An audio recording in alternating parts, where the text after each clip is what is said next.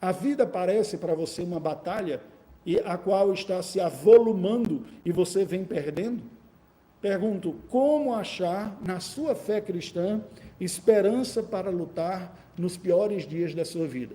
É com esta pergunta em mente que eu lhe convido a abrir a palavra do Senhor no livro do Êxodo, no capítulo de número 5, para a leitura que passo a fazer nesse instante. Êxodo, capítulo 5, todo o capítulo 5, até o primeiro versículo do capítulo de número 6. Assim nos diz a palavra do Senhor. Depois foram Moisés e Arão e disseram a Faraó: assim diz o Senhor, Deus de Israel, deixa ir o meu povo, para que me celebre uma festa no deserto. Respondeu o Faraó: quem é o Senhor, para que ele ouça eu a voz e deixe ir a Israel?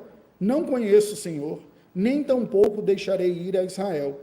Eles prosseguiram: o Deus dos hebreus nos encontrou, deixa-nos ir, pois caminho de 3 dias ao deserto, para que ofereçamos sacrifícios ao Senhor nosso Deus, e não venha ele sobre nós com pestilência ou com espada. Então lhes disse o rei do Egito: por que Moisés e Faraó, por que interrompeis o povo no seu trabalho? Ide às vossas tarefas. Disse também Faraó: o povo da terra já é muito, e vós o distraís das suas tarefas. Naquele mesmo dia, pois, deu ordem Faraó aos superintendentes do povo e aos seus capatazes, dizendo: daqui em diante não torneis a dar palha ao povo, para fazer tijolos como antes. Eles mesmos que vão e ajuntem para si a palha, e exigireis deles a mesma conta de tijolos que antes faziam. Nada diminuireis dela. Estão ociosos e por isso clamam: vamos e sacrifiquemos ao nosso Deus. Agrave-se o serviço sobre esses homens, para que neles se apliquem e não deem ouvidos às palavras mentirosas. Então saíram os superintendentes do povo e seus capatazes e falaram ao povo: assim diz Faraó: não vos darei palha. Ide vós mesmos e ajuntai palha onde a puderdes achar, porque nada se diminuirá do vosso trabalho. Então o povo se espalhou por toda a terra do Egito a ajuntar restolho em lugar de palha. Os superintendentes os apertavam, dizendo: acabai a vossa obra, a tarefa do dia, como quando havia palha. E foram açoitados os capatazes dos filhos de Israel, que os superintendentes de Faraó tinham posto sobre eles. E os superintendentes lhes diziam: por que não acabastes nem ontem, nem hoje a vossa tarefa, fazendo tijolos como antes? Então foram os capatazes dos filhos de Israel e clamaram a Faraó, dizendo: por que tratais assim a teus servos? Palha não se dá a teus servos, e nos dizem: fazei tijolos. Eis que teus servos são açoitados, porém o teu próprio povo é quem tem a culpa. Mas ele respondeu: estais ociosos, por isso dizeis: vamos, sacrifiquemos ao Senhor. E depois agora e trabalhai, palha, porém, não se vos dará. Contudo, dareis a mesma quantidade de tijolos. Então os capatazes dos filhos de Israel se viram em aperto, porquanto se lhes dizia: nada diminuireis dos vossos tijolos da vossa tarefa diária.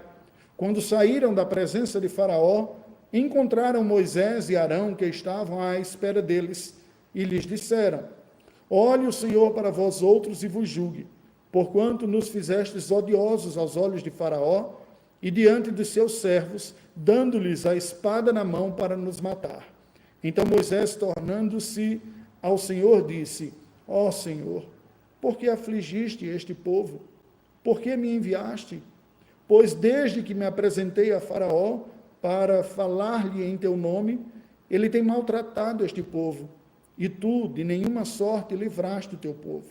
Disse o Senhor a Moisés: agora verás o que hei de fazer a Faraó, pois por mão poderosa os deixará ir, e por mão poderosa os lançará fora da sua terra. Amém. Esse é o texto que serve de base para a mensagem desta noite. O que nós temos aqui? O que estava acontecendo? Após a opressão experimentada pelos hebreus sobre o regime de uma nova dinastia egípcia, que já durava quase um século, porque a realidade foi experimentada logo no início. O texto sagrado nos diz que Moisés nasce debaixo desse governo já tirânico de uma nova dinastia, e a esta altura Moisés já está com 80 anos de idade. Portanto, são 8 décadas, no mínimo, que o povo hebreu estava sofrendo com essa opressão terrível lá no Egito, que envolvia várias dimensões. Dimensões econômicas, eles eram explorados cada vez de forma mais intensa pelos egípcios, sociais, porque a relação era tensa, de um lado, entre aqueles que eram os nativos da terra, com essa nova liderança egípcia, e eles que eram os forasteiros, os hebreus lá, políticas, porque o governo se torna um governo agora mais opressor e ditatorial, e com implicações étnicas também, porque o genocídio foi instituído para o controle populacional dos hebreus. Foram dias de terror, dias que pareciam não acabar nunca, dias que se estenderam para semanas, meses, anos e décadas, portanto, por gerações até. Uma geração nasce e vê uma outra geração nascer, e agora já caminhando para uma terceira geração debaixo de um regime opressor, e o povo clamando ao Senhor, e Deus tendo ouvido, mas ainda o povo experimentando essa situação medonha. É neste cenário de acúmulo de opressão e de lutas, e neste contexto de uma aguda aflição, que Moisés retorna ao Egito após o novo comissionamento que Deus lhe dera lá da terra de Midian, que ele sai e vai à terra do Egito com o seu irmão Arão, e se aproxima do povo para anunciar a libertação dos hebreus. Mas o que já era ruim conseguiu se tornar ainda pior, como nós vemos neste capítulo de número 5. Sendo assim, eu lhe convido nesta noite a ouvir a palavra de Deus atento, refletindo sobre o tema: como lutar com esperança nos piores dias. Como lutar, e aqui estou pressupondo a vida como uma verdadeira batalha, e muitos nós assim o enxergamos. Quem não enxergou ainda não entendeu as implicações gerais de toda a queda na vida. A vida é um verdadeiro campo de batalha. Como encarar a vida como uma luta, não de forma passiva, mas com esperança, quando todo o cenário parece ser contrário e, ao invés de melhorar, parece piorar. Como lutar com esperança nos piores dias? Este capítulo de número 5 nos apresenta 3 respostas que podem compor, nos ajudar a olhar e enfrentar as lutas da vida com esperança. A primeira delas, a primeira ação, está descrita entre os versículos 1 e 9, e podemos dizer que é enxergando a batalha da vida através da visão bíblica.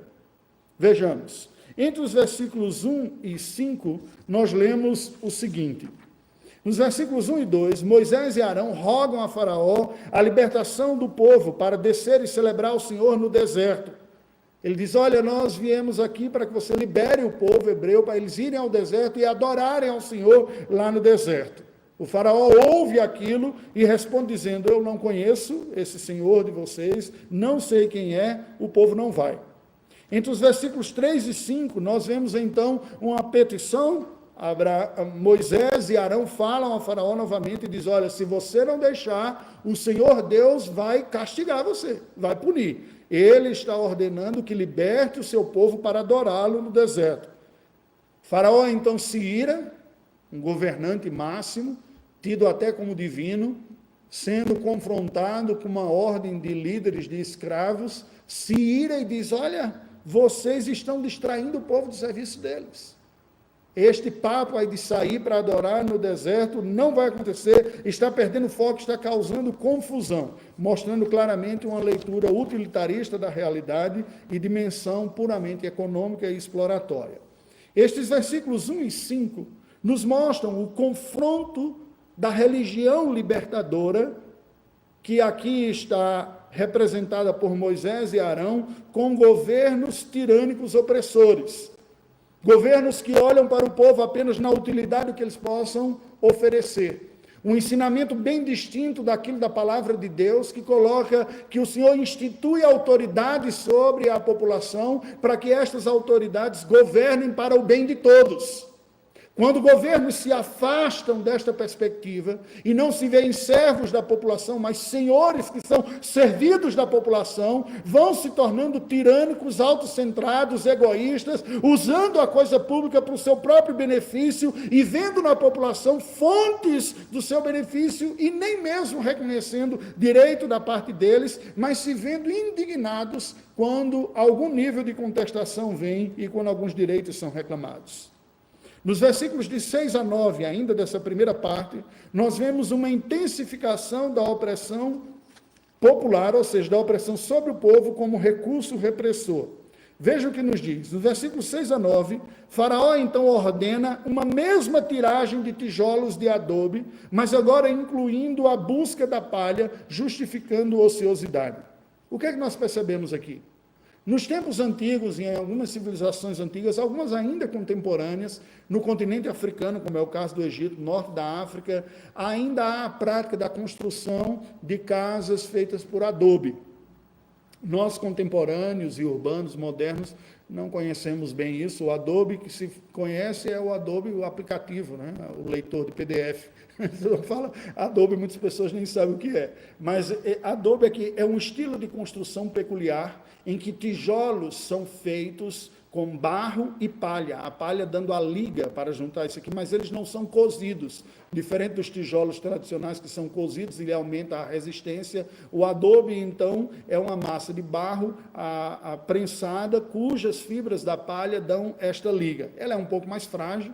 Construções feitas de adobe tendem a se desmanchar no período de chuva intensa, por exemplo, se a água infiltrar, ela molha. Mas era muito comum nos dias antigos, inclusive no Egito naqueles dias. E os hebreus eram esta mão de obra barata, escravos, que produziam em grande quantidade. Quando eles chegam com essa demanda diante de Faraó, dizendo, nós queremos ir para adorar ao Senhor, e ele se vê questionado por Moisés e confrontado por Moisés e Arão, ele disse, não, esse povo está ocioso. Esse negócio de religião, de adoração, falando em nome de Deus, isso é coisa de quem não tem o que fazer. Já ouviu discurso desse tipo? Até hoje há muitas pessoas que pensam assim. Não é incomum, conversando com cristãos, eles falarem que ao falarem com parentes que não são cristãos, ou gente do trabalho, que vão à igreja, toda semana as pessoas se espantaram, mas toda semana você vai à igreja? E alguns dizem, olha, eu vou toda semana, não só isso, eu vou às vezes durante a semana também, e no domingo eu vou de manhã para estudar a palavra de Deus e volto à noite, mas não basta uma vez. Quanto pecado você tem para ir tantas vezes assim na igreja? Numa leitura superficial, e certamente que olha a religião como uma espécie de adereço, uma peculiaridade exótica na vida, e não um ponto elementar, essencial e importante. Bem, não era diferente a maneira que o governante egípcio olhava para a religião. Ele diz, esse povo está ocioso, fica pensando besteira. Quer sair para essa celebração, eles precisam de mais trabalho. Então, ele intensifica essa opressão popular como um recurso para reprimir esta demanda do povo por uma liberdade maior de circulação e de adoração. Uma maneira não apenas que reflete não apenas uma ótica que despreza a atividade religiosa, mas mais do que isso, reflete também uma estratégia típica de governos tirânicos de sufocar qualquer tipo de oposição e assim eliminar uma ameaça à sua estabilidade. Isso é típico de tiranos. O que nós vemos nesta primeira parte? Presta atenção. Nós vemos a proclamação profética, a proclamação da palavra de Deus, demonstrada aqui em oposição e em tensão com o governo explorador. O Senhor Jesus já havia nos alertado, os autores bíblicos nos alertam de que no mundo nós não teremos tranquilidade. O próprio Senhor Jesus diz, eu vos envio como ovelhas para o meio de lobos.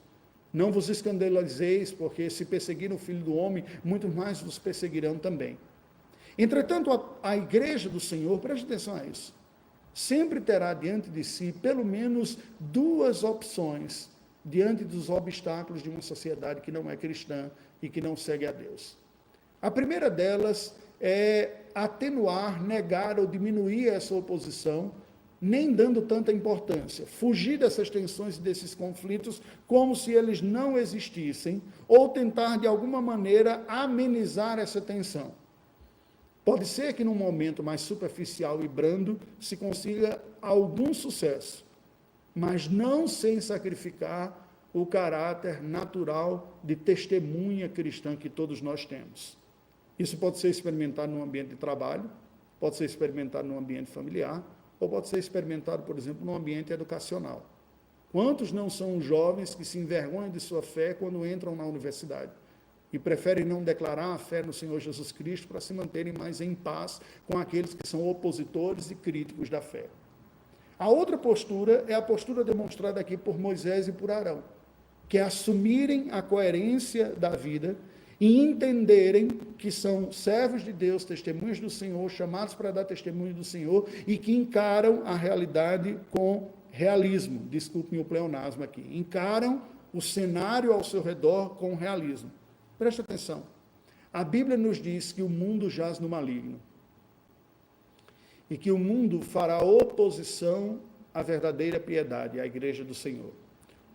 O mundo é o sistema corrompido que está presente na sociedade como consequência do pecado.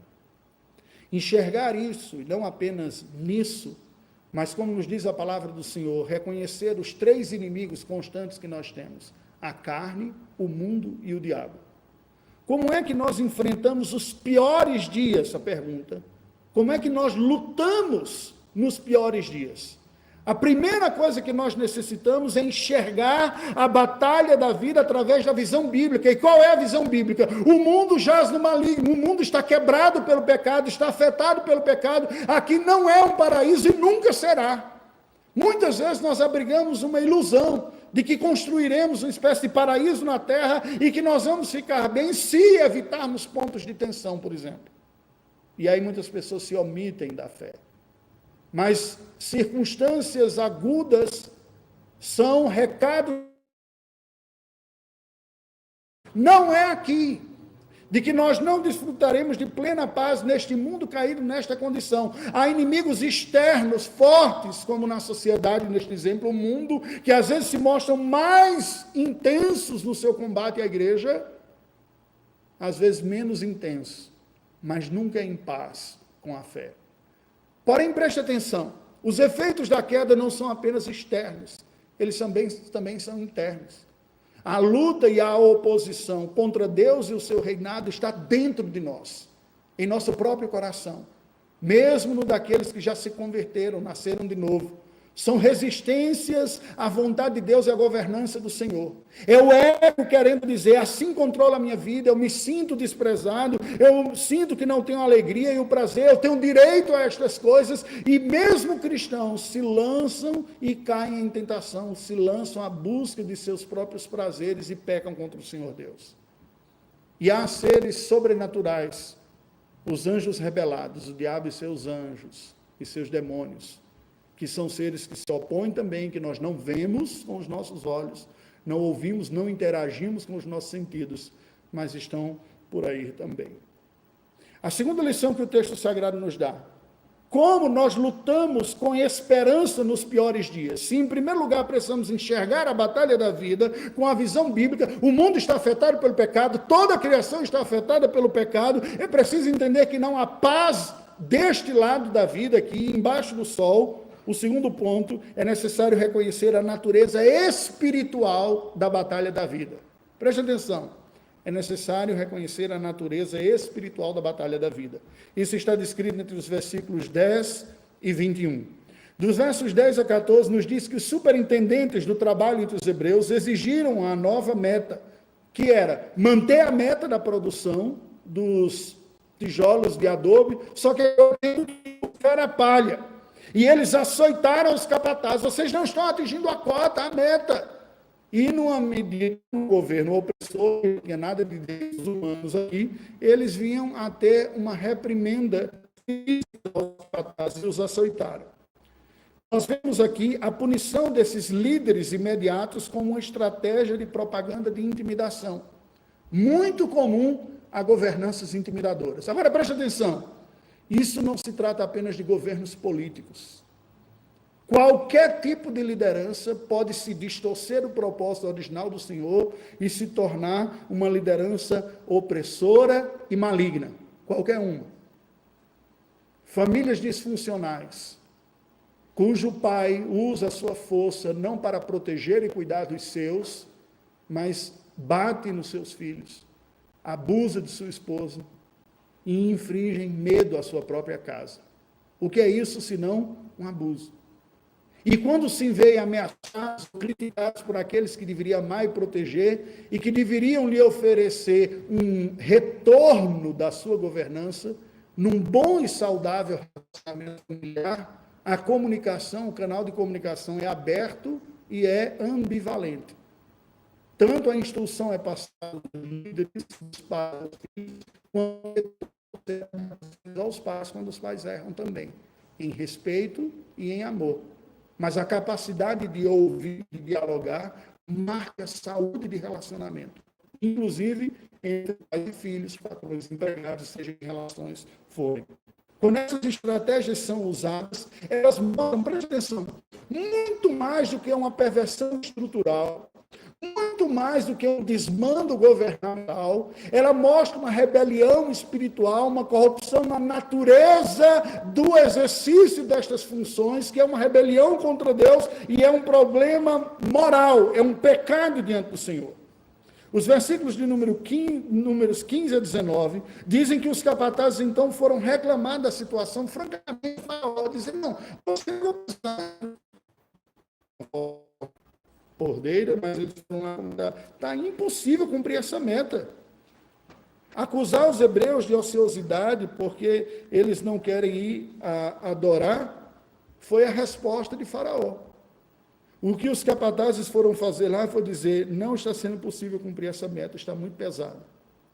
Mas Faraó, como todo líder egocêntrico, autocrático, ensimesmado, autossuficiente, e preste atenção aqui, porque se Faraó era tido como divino, você não precisa chegar em uma civilização ou uma cultura com tal sofisticação de requintes idolátricos para perceber que o mesmo mal está presente em todos os seres humanos, quando aquele que ocupando uma posição de liderança é incapaz de reconhecer suas próprias falhas.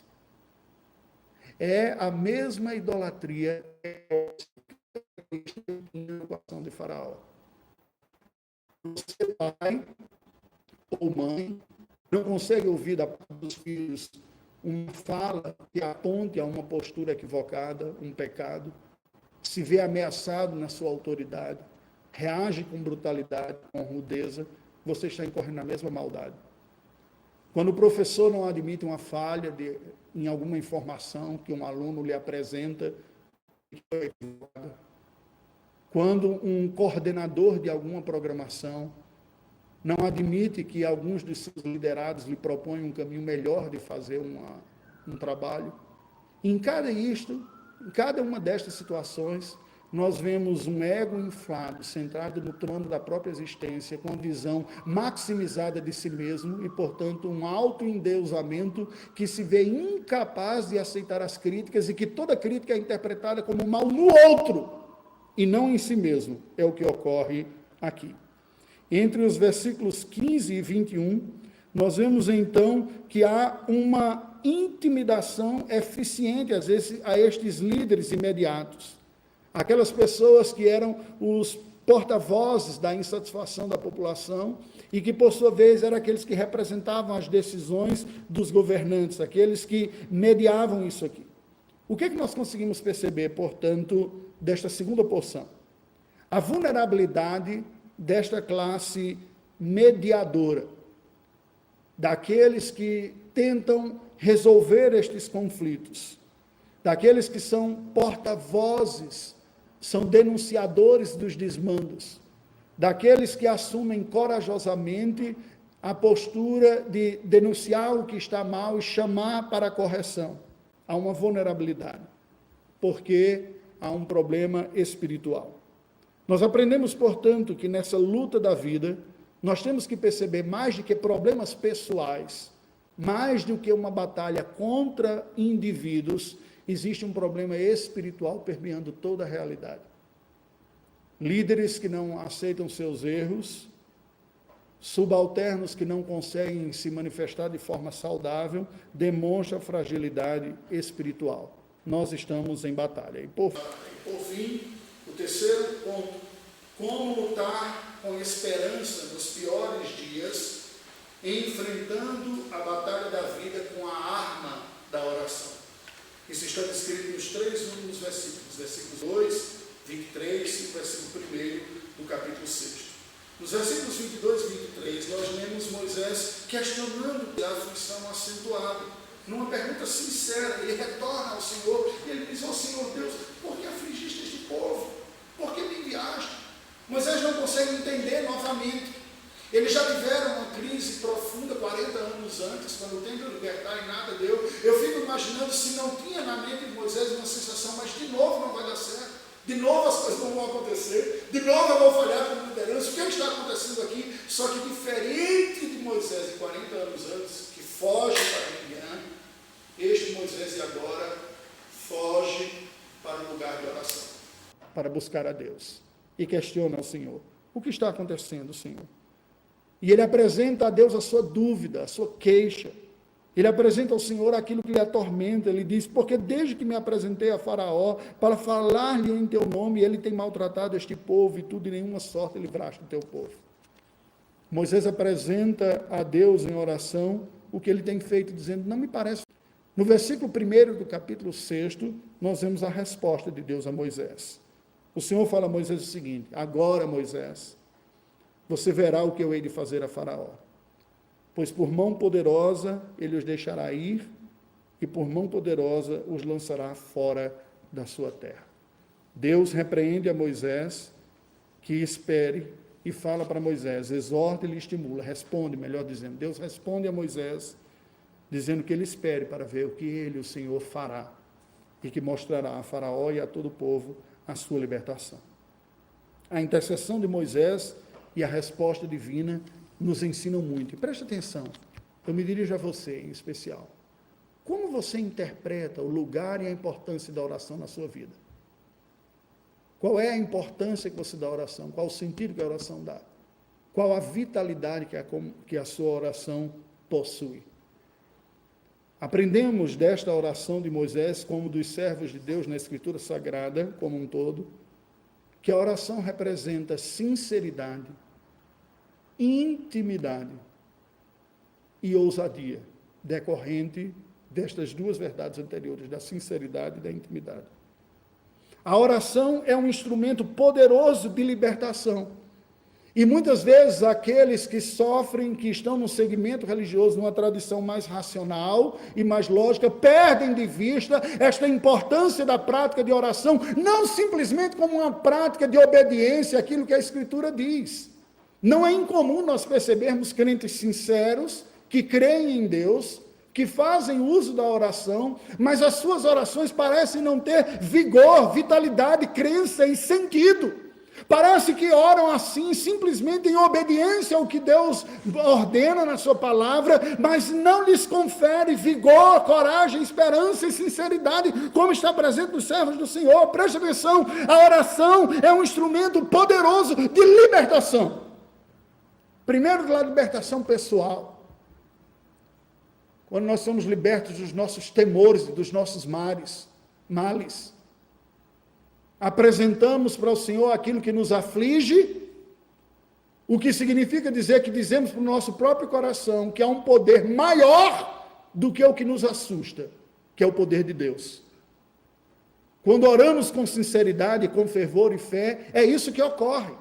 Somos libertos destes temores, porque apresentamos ao nosso próprio coração alguém que é maior do que a causa dos nossos temores. Ao apresentarmos aquele que é maior do que a causa dos nossos temores, os nossos próprios temores. E neste sentido, a oração que é dirigida aos céus tem um efeito, aquele que fala aos céus. Um efeito curador e libertador. Mas mais do que isso, a oração depositada sinceramente aos pés do Senhor traz Deus em perspectiva ao nosso próprio coração. E sendo feita constantemente, a oração se torna uma força fomentadora de esperança.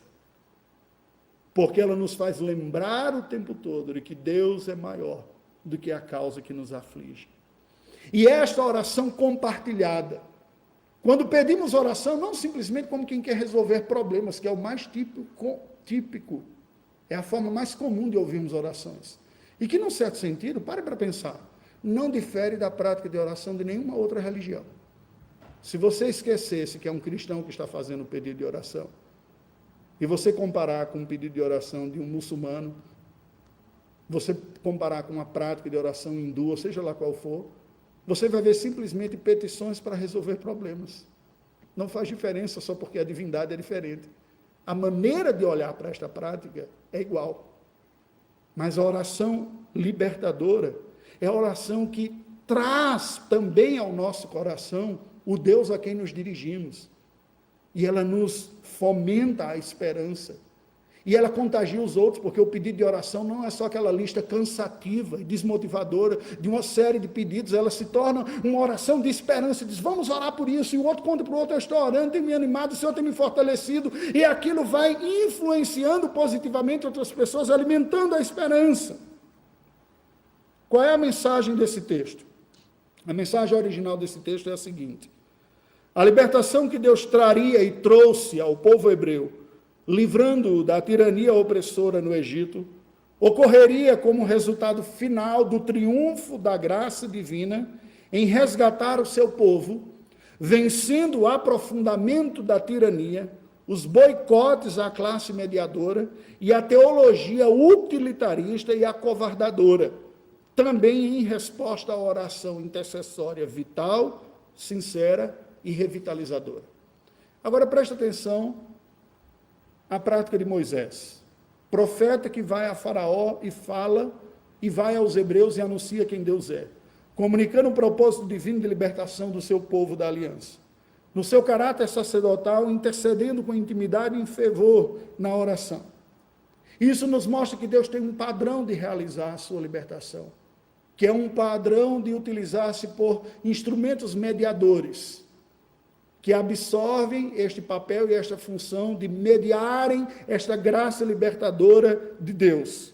E neste sentido nós devemos nos lembrar e jamais nos esquecer de que a grande operação de redenção operada por Deus em favor da humanidade se deu em Cristo Jesus e se dá em Cristo Jesus, não apenas se deu. Porque Cristo realizou uma obra de libertação muito maior do que aquela de Moisés. A de Moisés, na verdade, aponta para um padrão de Deus e para uma execução histórica ainda maior. Se Moisés anuncia a Faraó a palavra da libertação e ao povo hebreu, Cristo anunciou a Pilatos, a Herodes, às autoridades de sua época, a todos os seus ouvintes e a todo mundo, porque a sua palavra é universal e se dirige hoje a nós, no século 21. Se dirige aos governantes, denunciando os pecados, as opressões, se dirige a todos os líderes, quando eles estão equivocados na sua atuação, lemos a palavra de Cristo sendo universalmente proclamada, e a libertação que ele veio trazer, muito maior, além da escravidão socioeconômica, mas incluindo todas as áreas, desde o coração até o fim. Cristo o profeta, falando a todos, Cristo o sacerdote, muito maior do que Moisés, porque era perfeito e não acovardado, não autocentrado, porque ofereceu uma oferta perfeita da sua própria vida, que foi aceita por Deus, baseada na qual a libertação está garantida. Mas preste atenção, algo que muitas vezes nós podemos nos esquecer, em alguns momentos eu perdi de vista também na minha vida cristã. O ofício sacerdotal de Cristo não está exclusivamente marcado na sua obra na cruz do Calvário. Como nos diz o autor aos Hebreus, nós não temos um sumo sacerdote que não se compadeça de nós. Mas ele está à direita de Deus Pai, constantemente intercedendo por nós. Moisés terminou a sua obra porque ele morreu. O Senhor Jesus permanece em contínua intercessão em favor do seu povo, que somos nós. Portanto, o recado universal desse texto para nós é o seguinte: a salvação de pecadores não resulta de um passivo, bonito e agradável toque gracioso do Espírito Santo pelo Evangelho, neutralizando definitivamente as resistências ao processo libertador. Pelo contrário, desde a alma humana, até as estruturas sociais corruptas, quanto mais profunda for a transformação em curso, maior resistência dos viciados caminhos do pecado haverá. Tanto na alma humana, quanto nas macroestruturas sociopolítico-partidárias e religiosas. Pela verdade da lei da inércia aplicada à dimensão espiritual da realidade. Ou seja, pessoas e sistemas, sob as forças operantes do pecado, do mal e da miséria, só mudarão o curso que experimentam se uma força maior do que elas vier na sua vida. E esta força é a força da graça divina operada pelo Evangelho de Cristo. A força mais poderosa de todas do universo.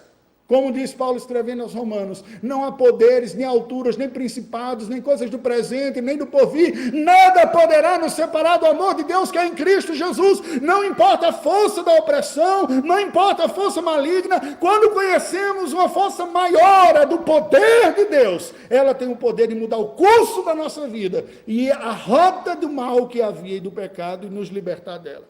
Portanto, a igreja deve preservar o seu anúncio de salvação em Cristo, em oração perseverante e resistindo às ameaças mortais da resistência à graça de Deus. Muitas vezes dentro de nós, preferimos nos manter no curso do pecado, da miséria, da dor e do ego centrado no trono da vida, do que o curso de Cristo como Senhor nosso. Mas até as estruturas sociais caídas.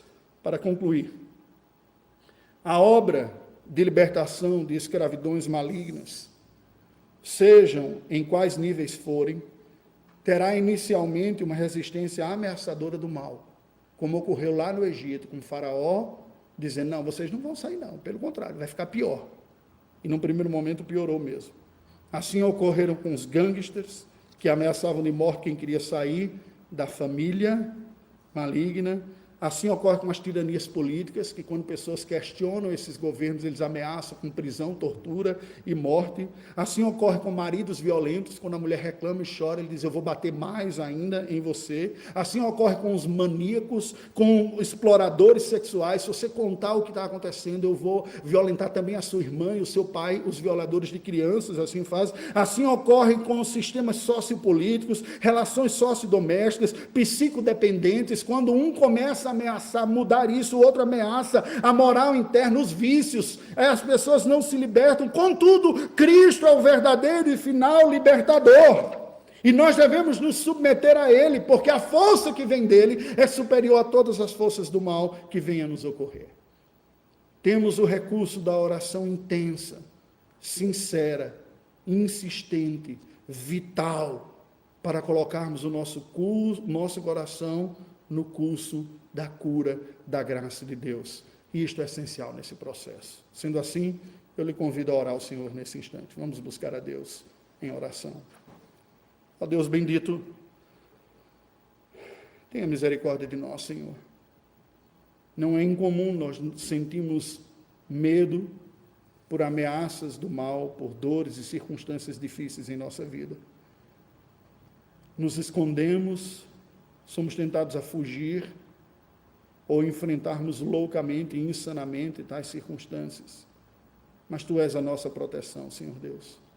Tu és o Deus da aliança. Tu acalmaste o coração de Moisés, dizendo, Moisés, aguarde e você verá a libertação que eu trarei. Ó Deus, dá-nos a graça de sermos libertos das influências do mal sobre a nossa própria vida, sobre o nosso coração, em nossa geração, para que temamos a Ti acima de quaisquer outras coisas. Ajuda-nos a depositar a nossa confiança em Ti e na Tua graça. Graça que é a força mais poderosa que há no universo. Libertadora, perdoadora, santificadora, suficiente, capacitadora para enfrentarmos nossas lutas e os sofrimentos com coragem e com ousadia. Nestes dias maus, que têm se intensificado, os conflitos, e muitas vezes de falta de esperança, nós buscamos a Tua graça, Senhor Deus, para enxergarmos além da realidade natural, enxergarmos com o olhar da eternidade. Assim como Moisés, muitas vezes nós não entendemos o que o Senhor está fazendo e porque em Tua providência Tu nos tem afligido com esta quarentena, em Tua infinita sabedoria e justiça. mas reconhecemos que somos pecadores, negligentes, muitas vezes superficiais em nossa fé. Tem misericórdia de nós, Senhor Deus. Ajuda-nos a te seguir e experimentarmos a força que vem da comunhão contigo. Ajuda-nos, Senhor Deus, como igreja, a sermos estimuladores da graça uns na vida dos outros. Atende a nossa oração.